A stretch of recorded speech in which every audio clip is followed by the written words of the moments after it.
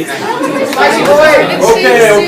ladies and gentlemen, if you'd be so kind, go ahead and get out your seminar, have it on your desk, and once you have it out in front of you, clear off everything else,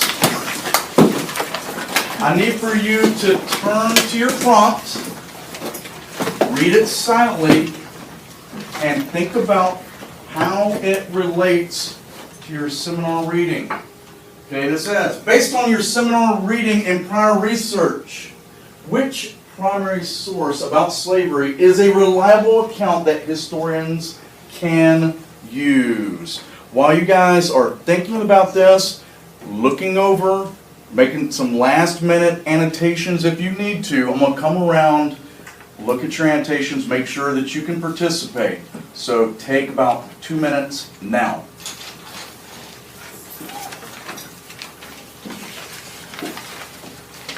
Ladies and gents, now that you've had a chance to think this thing through, you've had a couple of weeks to really dig into your research, what did you find out? Which one of these three sources, one from a guy that was a slave, who lived through it, escaped on the Underground Railroad, told his story, or a man who is a slave owner who's basically saying that slavery, given all the good reasons why slavery is a good thing, or the lady who is an outsider looking in, who married the biggest slave owner in the state of Georgia, outsider looking in.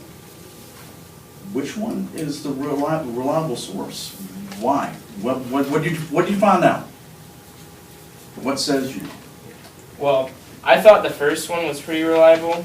At first I thought it was a little bit biased because it was dictated to a secretary from the British and Foreign Anti-Slavery Society. But when I did my research, it seemed like it was pretty legit. So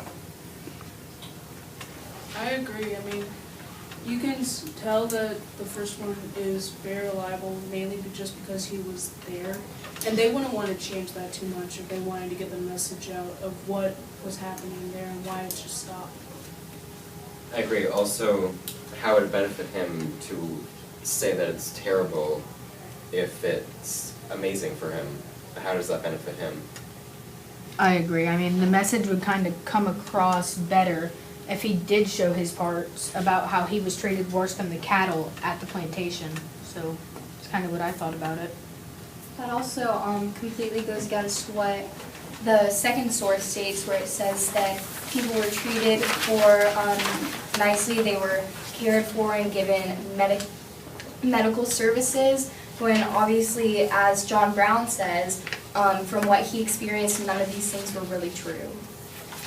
yeah, I definitely think the second one is illegitimate because not only does the first one say the complete opposite of the second one, but the third one also says the opposite of the second one. But you kind of gotta wonder, didn't a few families might have done this? I mean, people are still human. They still have these emotions, and they must still feel sympathy to the slaves. So there might be one or two houses over here that was like this. But that doesn't mean all of them were. Yeah, it's probably like the small slave owners. Like, if you have a whole plantation, you're probably not just gonna be like, oh yeah, I'm gonna take care of each and every one. They're like gonna have discipline so that they always do their stuff because they're just super rich. Like, I'm on top of the world. And when he went around and saw all the slaves and what they were taught like and treated like on the plantations, the only ones he went to were probably the good ones, because he is mostly a good person, because he supported bans on alcohol and prostitutes and other bad things, and his political views reflected his religious views as well. So maybe he's putting this out as propaganda to maybe stay in political office, perhaps? Similarly, he is literally making all of his money off of slavery. There is a ton of reason for him to fabricate the story. Well, for a former slave, there is no reason to fabricate. There's also the factor that if someone treats slaves not like property, if they treat them like humans, then they're kind of looked down upon because the entire society thinks that you should treat them like property.